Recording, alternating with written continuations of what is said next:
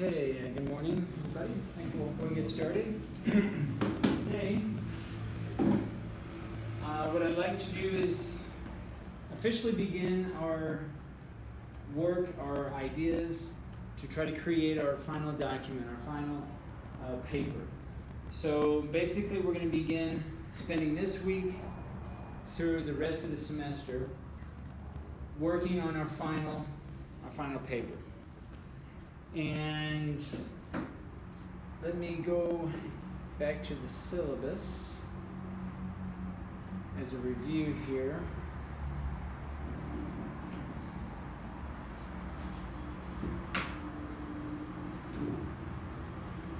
Good morning.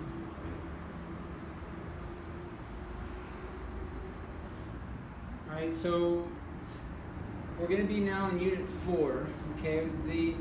Basically, Units 1 was focused mainly on the concept paper. Unit 2 was basically doing a review of an article review. Unit 3, which we didn't spend a lot of time on, but Unit 3 was basically focused on annotated bibliographies.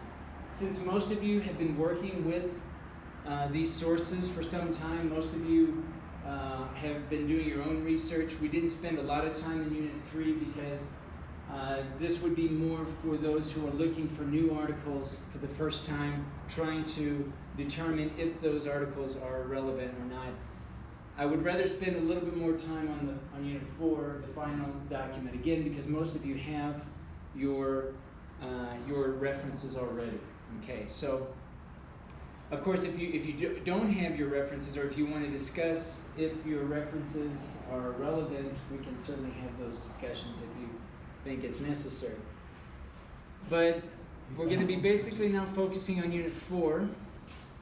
Good morning. Good morning. And Unit 4 is going to be basically developing a paper. Now, in the syllabus, it says literature review, but I understand some of you are doing empirical data or empirical research. So basically what we want to shoot for is approximately a document that has 2,500 words. Okay, 2,500 words. Now that could be a literature review, it could be a theoretical paper, or of course it could be an empirical data where you have a method section, and you have results. Okay, so again, disregard this if this does not apply. Literature review is more theoretical. If you have an empirical paper that you want to write, that's fine. But basically, we want to develop text approximately 2,500 words. That's our goal for the rest of the course. Now, if you're writing for a magazine or a journal, and you know your paper needs to be like 5,000 words, or it needs to be more, don't feel like you have to do the whole article. All right, this is our goal, 2,500 words. If it happens to be that you stop your paper right in the middle, that's fine for the purposes of this course. I'm basically looking, whatever you develop in those 2,500 words, whatever you develop there, that's what I will assess. So you're not going to be penalized for not having a conclusion or finishing it if your goal is to create maybe a longer document for a particular journal in mind. We follow the format of the paper? I would prefer that you follow the format of where you want to publish, because today, one of the first questions I want to ask you is, where do you want to publish? Okay. But Is the it gonna be structure that you teach us, the structure that you teach us, meal plan and all. Okay, the meal plan, yes. Yes, Yeah. And today I'm going to give you some ideas about organization. But of course, the headings that you choose are going to be very dependent on your own context. The subject matter, if it's empirical data research, or if it's theoretical. So you're going to be defining the headings, right? But we're going to be talking about coherency again today, how to organize your ideas. But you're going to have, of course, the choice and freedom to create your own headings depending on the subject matter.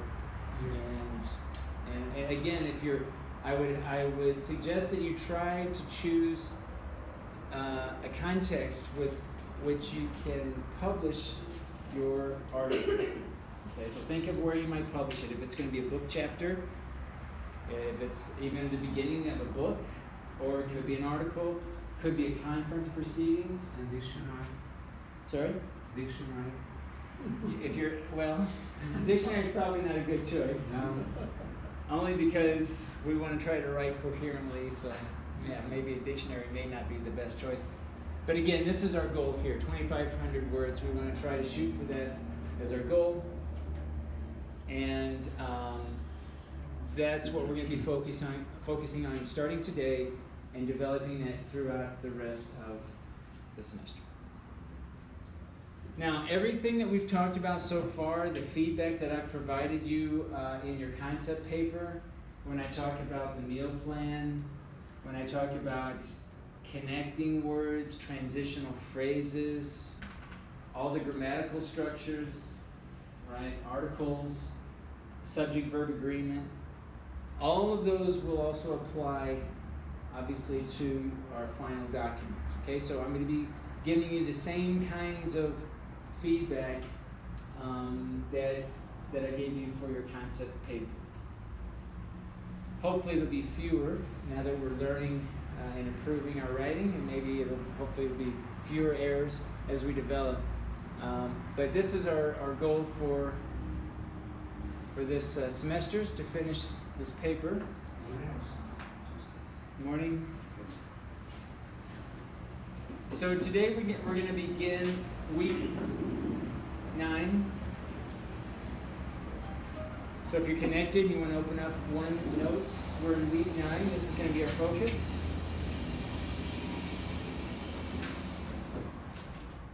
And the first thing I'd like to ask, and if you're connected to your Word Online document, you can begin adding this information.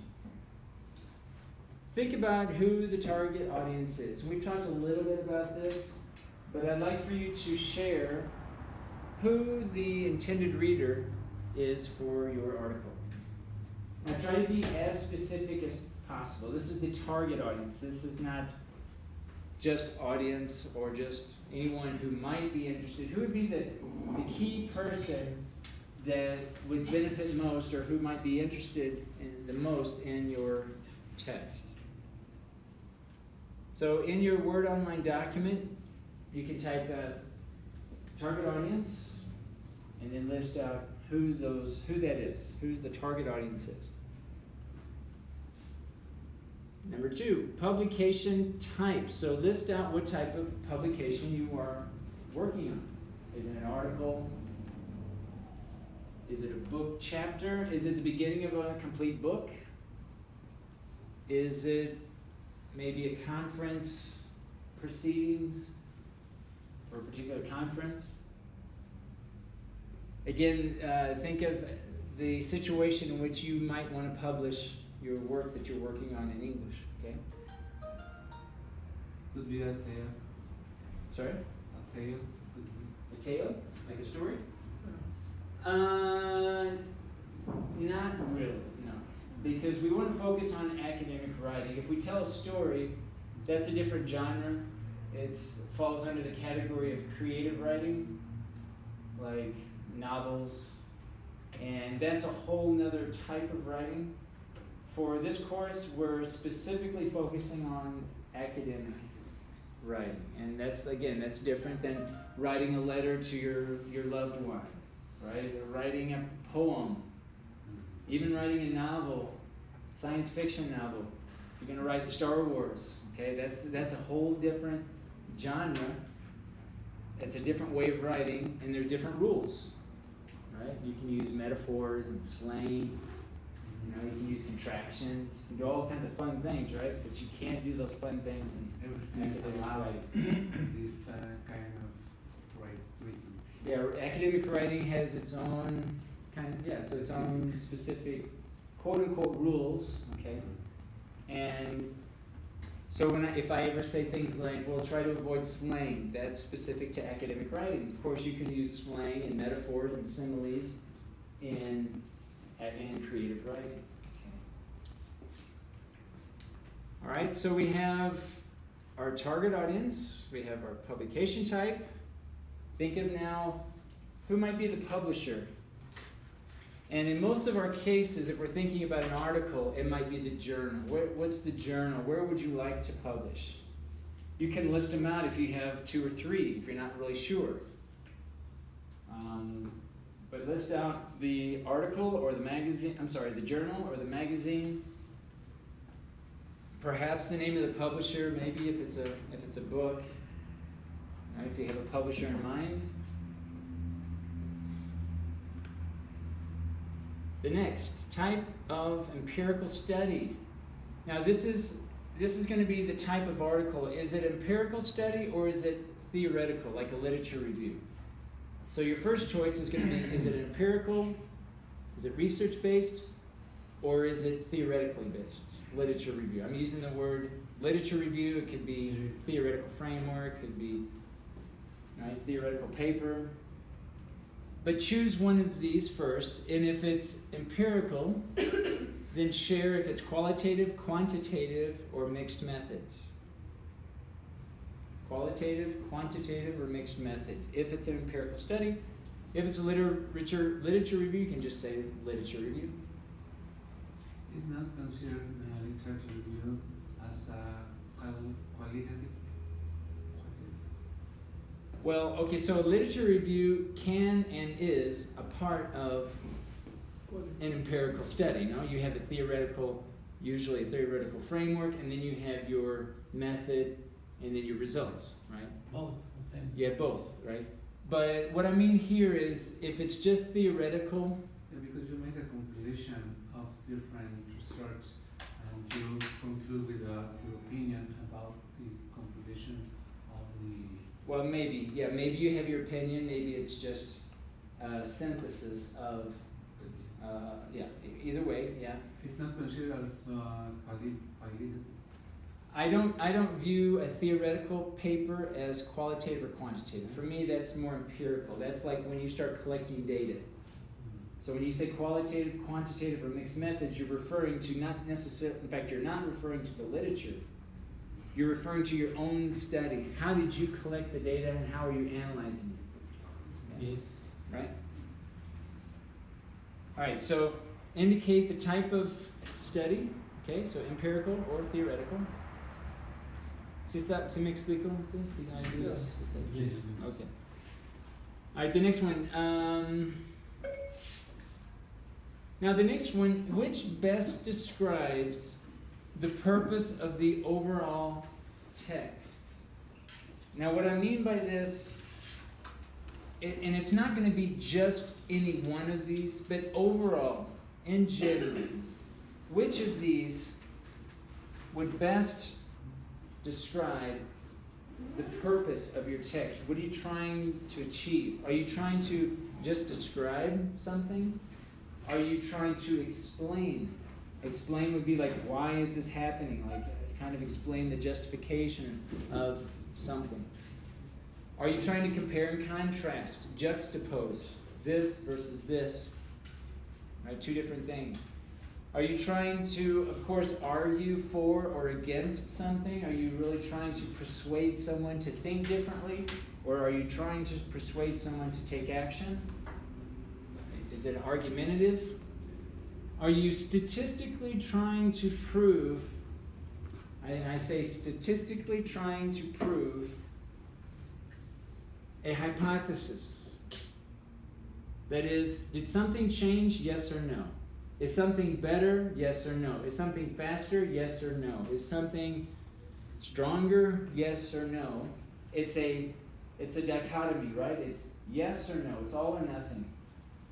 And are you statistically, through inferential statistics, that is, inferring, statistically speaking, something? Okay, so again, this speaks more towards maybe a quantitative study.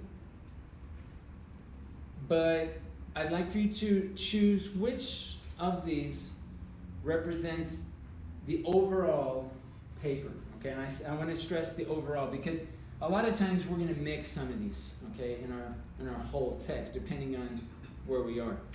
But one of these should stand out the most, all right, in what you want to do. Okay, so think about the purpose of your text. What are you trying to do with your writing of this particular article or book chapter?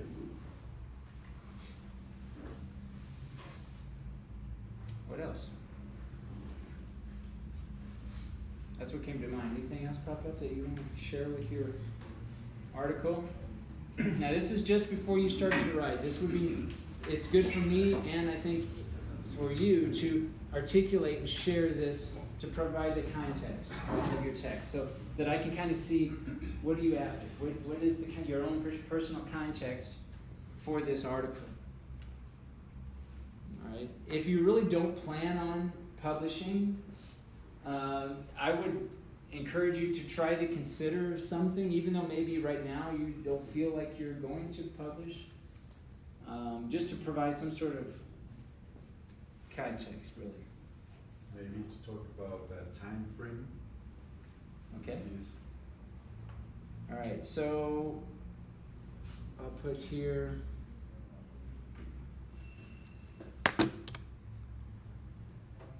Let's put. I'm going to put a due date, like your own due date. Okay, this is your own personal. I'll put publication due date. Now this is your own due date, not publication. Not our due date is the last day of class. Okay, but your own due date for when you would like to publish and publish it. And presumably, it's going to be after the last day of this class. If it's before, well, let me know and we can work really hard to try to finish it up before the end of the semester. So, okay, publication due date. All right, that's good. Anything else we want to add to our, this is our metadata for our document.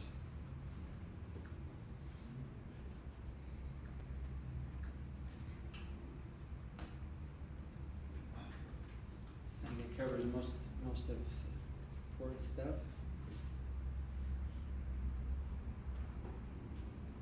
All right, if something comes up, we can add it to our list. So try to share this information here.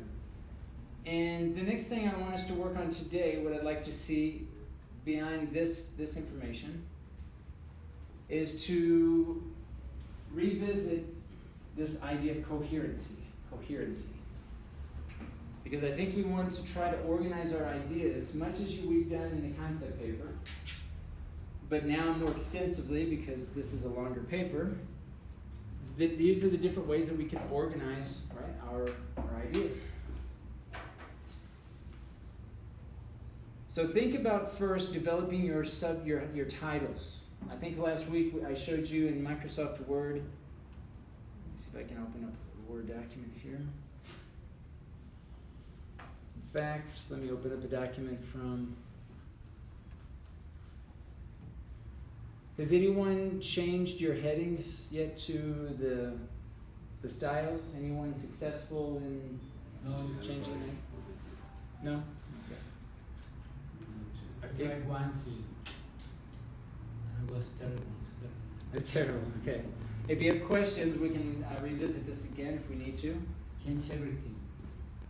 Changes You everything. make a mistake and the mistake reflects in all the document.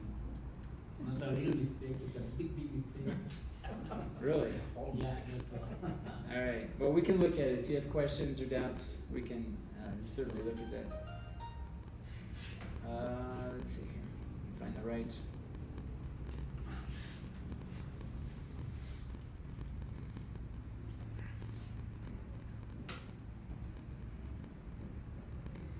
So when we discussed changing these styles, I'm only suggesting that you change the styles for the heading. Yes. Of course. Okay, so not the main text, not any text that you would write afterwards, and so on. But this is kind of the idea. Maybe start with the title, and you could use the same title if you're writing the concept paper. Maybe it's the same paper. So you can have the heading here, then you would start with your first subtitle. And so here you're probably going to have, depending on the organization, several subtitles as level 2 headings. Okay?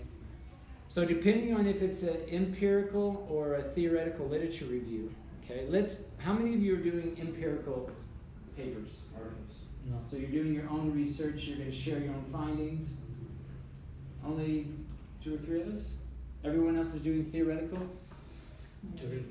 Theoretical. All right, so let me speak first to the empiricals. All right, those of you who are doing empirical studies. Your first level 1 is going to be your title of your paper. No introduction heading is necessary. I would ask that you not include, for everybody, no heading called introduction. Okay. We're going to assume that the first text is your introduction. Okay. Now, for the empiricals, okay, you're probably going to have maybe 1 or 2 subheadings, level 2 headings, like this, that reference some sort of theme or topic, subtopic. Okay? So it depends on how many paragraphs your theory is. If it's only 4 or 5 paragraphs, maybe you don't have a heading. Okay. Then your next level 1 heading here is probably going to be your method, the word method, or perhaps methodology. I use the word method, some others use methodology, either or. But you're probably going to have a level 1 heading, a method. Okay, so the title of the paper, method. Then the next level 1 heading is going to be your results. Okay, your results and discussion. All right, so we can talk about that as you get into it. Everyone else, basically, your headings here are going to be how you divide up your theoretical ideas.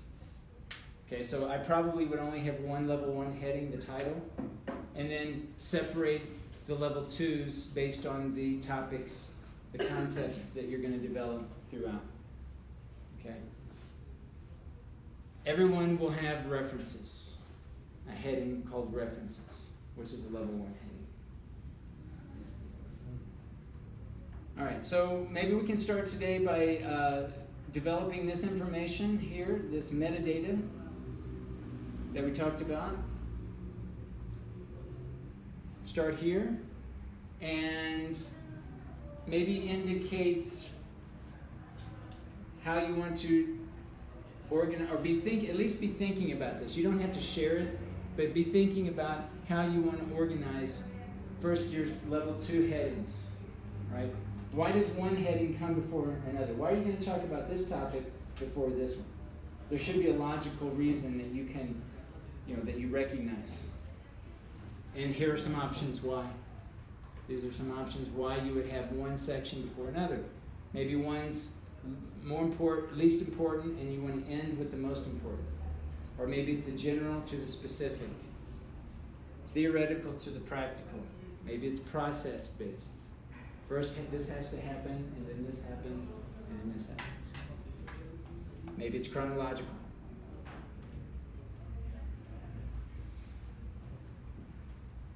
All right, so any questions about our plan of attack here? Any questions about this metadata based on your own particular text that you want to develop?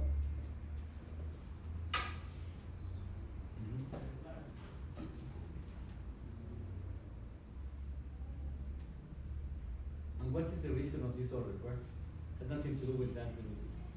Has a purpose, this order. And just which order? Someone do it and that's all. The order in the papers that you have to have sangria. That's and APA. all those kind of things. That's has APA. a reason, scientific reason. Just someone decided that It's easier to read, basically. Yeah. For example, somebody always, they'll ask me, why do we have everything left justified? Because it looks really pretty to have all the text lined up on the right-hand side. It looks really pretty. Yeah. And yeah, it looks cool, right? It's all straight out here. Yeah. But I don't know if you've ever read a sentence sometimes where you have one line and there's 3 words. One word's here, one word's here, and one word's here. Yeah. Does that ever happen? I mean, I've seen it. Now that's an exaggeration, but it automatically adds space between the words. And when you're reading, it makes it more difficult. That's one reason. The second thing, when you're double spaced, that's easier to read. Double spaced is easier to read than single spaced. Okay. Right? Now, you might ask me, well, what about why citations like this? Well, okay, then you're getting into more, I don't know exactly, there's how many different writing formats? MLA, Chicago, APA, and each one has its own reasonings, right, for doing certain things. But most of APA, for example, APA, it says the active voice is preferred. A lot of my students, they give me a hard time. Why do we have to, I like writing the passive voice. They like writing the passive voice. Someplace, and I don't know yet if it's where they get it someplace, right? But it's like, well, why do we have to write the active voice? Well, the active voice makes things clear to understand. Because why do we write in the passive voice? Because the person or the agent doing the action is not important. So we leave it out. Cars are made in Japan. Well, who made the cars? You might say, well, it's not important. Okay, maybe it's not important. But most of the time, when we're writing, it is important who's doing the action because it's clear. It's clear who's doing the action. So why the active voice? Why does APA say that? Well, because it makes it clear and makes your writing more dynamic and clear to be easier to be understood. There are no questions. There's no doubts about what's going on. You might ask, well, why do we have to avoid slang? I like slang and I like metaphors. Well, because metaphors and slang are very culturally based. If I go to the United States, there are some slang, the black vernacular, that even I don't understand. I've spent most of my life living in the United States. If I hear it in the street, there are going to be some terms that I don't understand, and it's in my own country. I'm from that same country. I lived in the same city my whole life, and I will run into people using slang that I don't understand.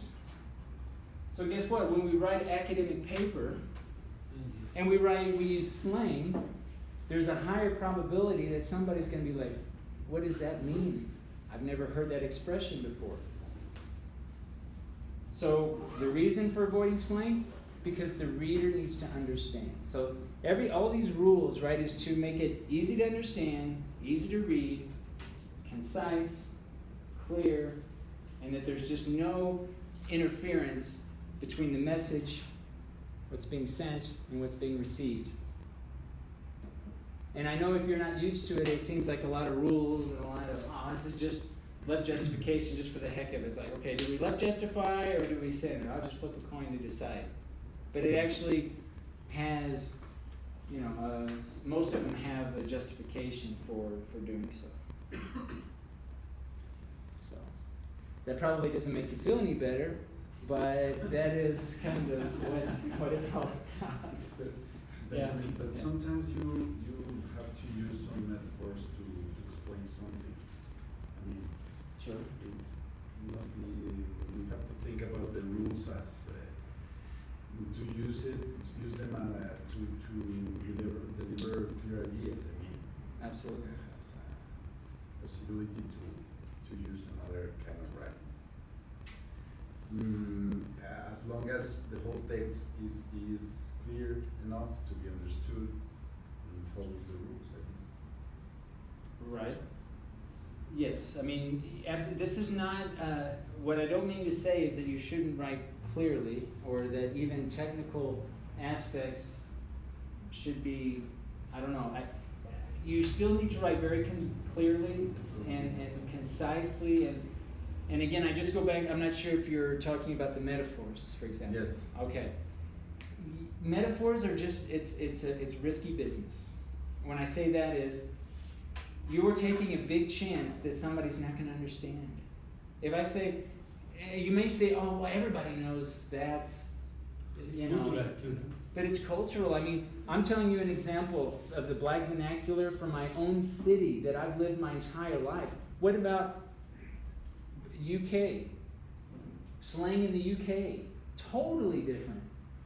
They have other vocabulary words. Forget about slang. They have actual real words that are different than what we have. So here, when you publish, you're not thinking about the people that in your city, right? You're talking about potentially anyone in the other world. That includes English language learners. That includes native speakers. That includes native speakers from all matters of different cultures. And when you put all of that into the mix, all those potential readers of your magazine, We mix that point, no? Geographic influence. From Okay. the paper or you. sure, certainly, yeah, we can add that to the list. Like, Geographic influence, no? It's right, and that's going to depend on the journal, the journal, and the target audience. It's going to depend on the target audience. But still, you have a target audience, but you also have a potential audience.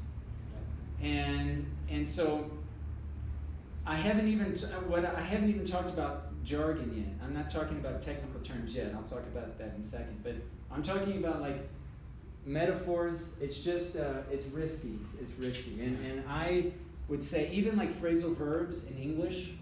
If you want to look at our English language learners, what gives them the most headaches in learning English is, well, why do we say throw up? What does throw up? Does that mean throw up like throw up? Or does that mean to vomit? To puke? That's another slang. But to vomit. So if I say, well, I threw up, somebody from not this culture might say, throw up. So I went to the party and I threw up. Why would I go to a party and throw up? And what am I throwing up? Is it a baseball? Is it a basketball, a soccer ball? Am I throwing that up at a party? Why would I throw a ball up in a party? Right? And this sounds silly, but if you're not used to, if you've never heard of throw up, why throw up? You're throwing up. Just say vomit. Went to the party, I vomited. Yeah, be done with it. Right? Because vomit it's literal, right? It's clear. And so phrasal verbs in English are really difficult for that reason. They're idiomatic. They're slang. Throw up. Sit out. Sit out this class. Sit out this class. Sit out this class. Sit out. So I sit out here. So I go up. Good morning. So I sit out. So I sit out. Does that mean I sit out here? Sit out the class? No. It means don't attend the class. Just forget it. You can, forget this class. You don't have to be here today. You can sit it out. You don't have to participate. In fact, you could still be in this class and not participate. That's what sit out means, right? So, see the potential problems here and this is just two very common phrasal verbs, but that happen to be idiomatic. Imagine when you start using metaphors and similes and all of this. You're starting now to get more towards creative writing, right? It's the side of it. And this is one thing that's very characteristic of academic writing. Avoid slang. Avoid slang. And should we avoid phrasal verbs as well? For the most part, yes. I would say probably 90% of the phrasal verbs that we use, I would not use. And yeah. Phrasal verbs. And phrasal verbs are simply, it's a verb and a preposition, or they call it a particle, but it's two words, right? So it's throw up, sit out, stand down, hand over your paper. Okay, so you put your hand on the paper or what? Now these, obviously, if you know the terms, you think, oh, that's so easy, but that's because you know the term, you know the word.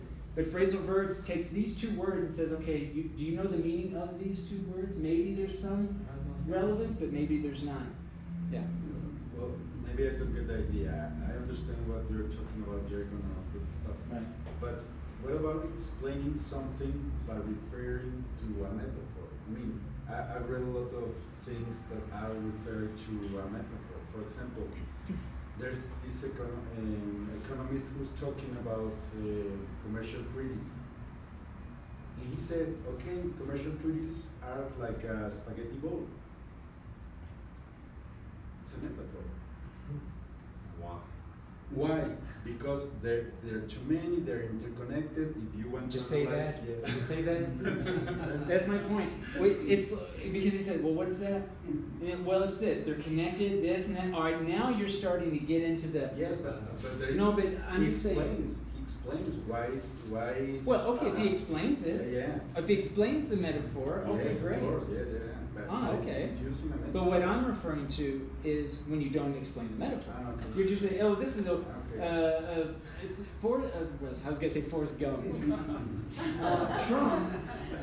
Forrest Trump. Okay. Trump uses word salads, and then you go on and you talk, and you don't explain what word salads is. Okay, great.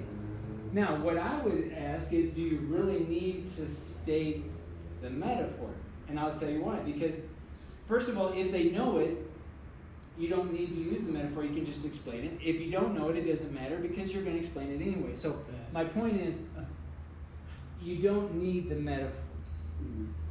I mean, if you explain the metaphor, you use the metaphor, and then you explain it, for me, it's just a little bit fluffy.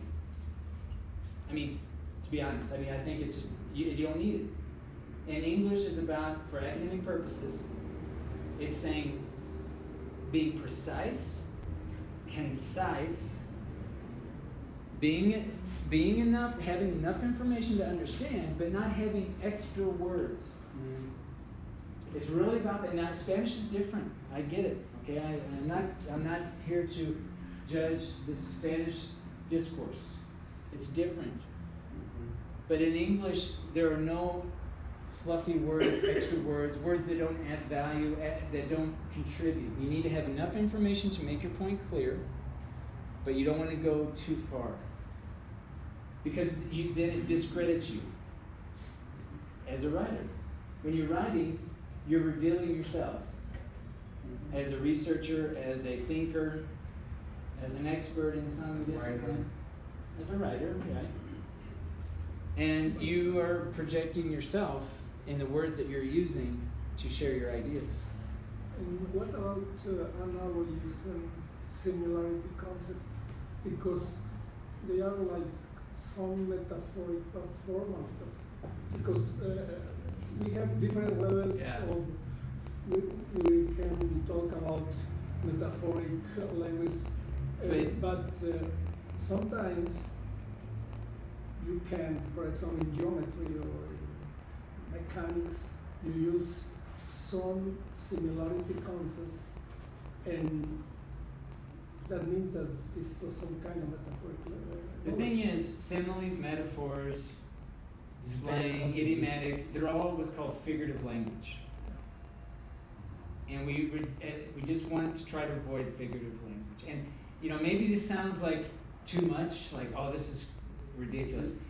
When you start writing, and I start reading, I'll say, okay, can you articulate that simile, metaphor, slang, idiomatic expression? Can you say literally what that is? And 99% of the time, when you do it, you're better off. You're better off because you're describing, you're being more descriptive, you're being literal. Because again, the point here is somebody can understand you. That's the whole point. Metaphors are usually to set, it's more on the side of creative writing where you're setting a mood and there's other tonal aspects, like tone. But my question is about, for example, is well-known similarity theory in order to study some scale phenomena. You can build a prototype and you can draw out conclusions about a big Right, project. scalable. And is a similarity, is a metaphoric use. I mean, if we're going to in talk this about case- the word scalable, I think Yeah. that's okay. I mean, I don't see a problem with using the word scalable. This is scalable Because because that's a literal term. Because I don't know, I think that metaphoric is good for speaking because the person is here and you can clarify, you can Right. precise. I totally agree with you. And when you're giving a But the presentation, when you give a presentation, you're going to use metaphors, maybe. You know, you've got an audience. You can see the reaction. You can clarify. But academic writing's different. You're not sitting next to the person usually, reading your article and say, okay, did you get that metaphor there? How'd you like that metaphor? Did you like that simile? Do you have questions about the simile? I mean, usually you don't have that benefit. Somebody's reading it somewhere on the other side of the world, and they're like, okay, what? So yeah, it's different. You're absolutely right. Speaking is a different discourse than writing, especially academic writing. So, and these are things that these aren't just my own personal rules. These are again coming from APA, but this is the reason. This is the reason because we want your text to be understood. And as a writer, it just helps us to be a better writer. I mean, I'm not saying, of course, metaphors are used in language. They're rich. They're beautiful. I love metaphors. Seriously, I do. I like them. We use them all the time. You go to a club. You go to a bar. You go to a party. You're using metaphors all the time. That's great. But with academic writing, it's a different set of rules. I would like to go back to the publication due date. For as the course, we have to have the article approved by some editorial or something like that. If you want to include a date for, if you have your own personal publication date, or if you want to put this down like however you want to say it, like if submission dates, if you want a submission, put your own submission. I mean, we have to have authorize the article to some Not for this editorial. class. Oh. No. It depends. No. This is just so that I can kind of see and you can plan your own. We can send it to the some editorial or journal to be. Yeah. But they have different rules for every journal. Exactly, but we have to follow. We don't follow the rules. Well, yeah. Here's the thing: if you have different rules, like formatting rules for the journal, if you want, I mean, you can use those if you want. Okay, but I still would like everything at least double-spaced, indentation, because that's fairly standard. Maybe the citations are different, but I would like to know which form you're using. MLA, Chicago. They have a fixed standard. If somebody wants to use a different format, just let me know which one. Just let me know, and you can include it here in the metadata. In our papers, when you start paper, the first section is abstract, and then introduction and everything is with subtitle. This is the present paper. And we need to do the same thing here. Absolutely. Now, the abstract I'm going to leave optional. If you know you need an abstract, and I'll give you feedback on your abstracts. We haven't talked about an abstract. It's not required, but if you need to develop one, that's fine. Yeah.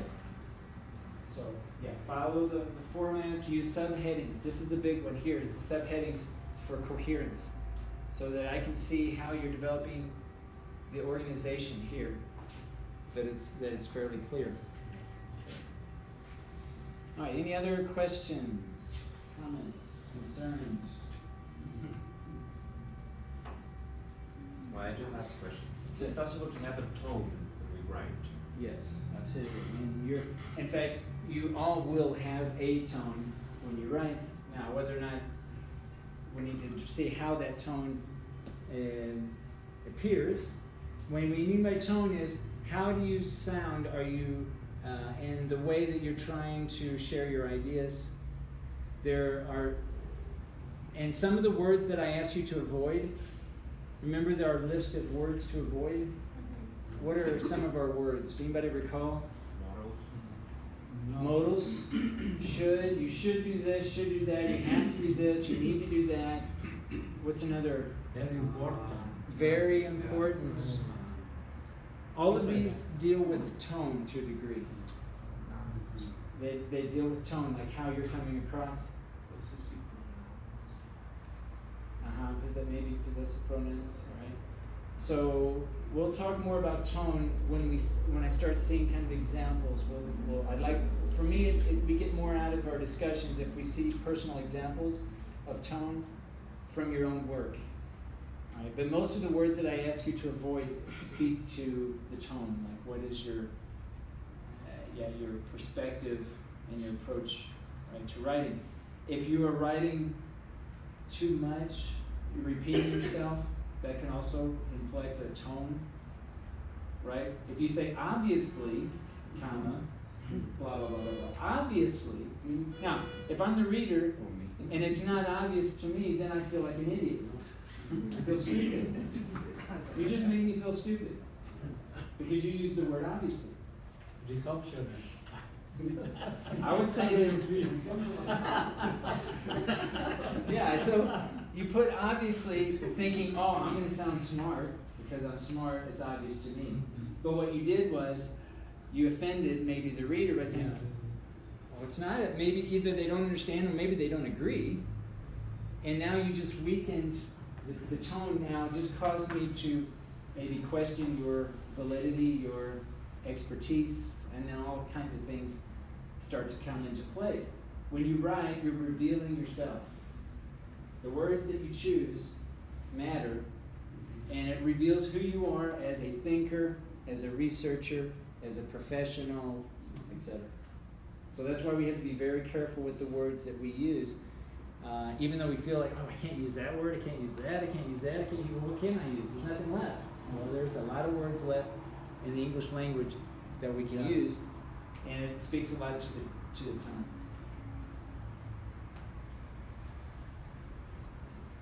Any other doubts, concerns, questions? Can be about feedback too, things we've talked about in other class and prior classes. Grammar, punctuation. What's the impact of the APA model? Because I have the idea that at least in law journals, we don't use APA. Okay. It's used a lot in psychology and almost all publications in the U.S.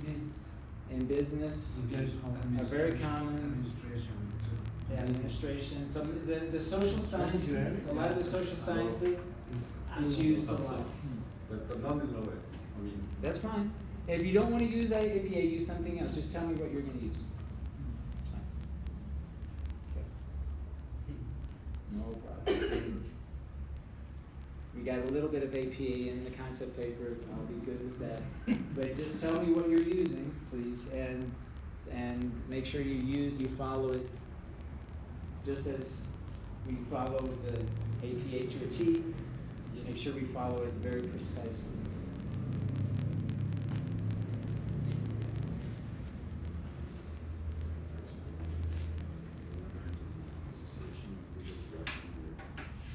So maybe I'll add to this list here in your metadata.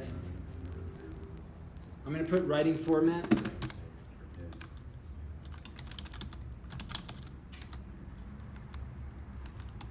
APA, etc., whatever it is.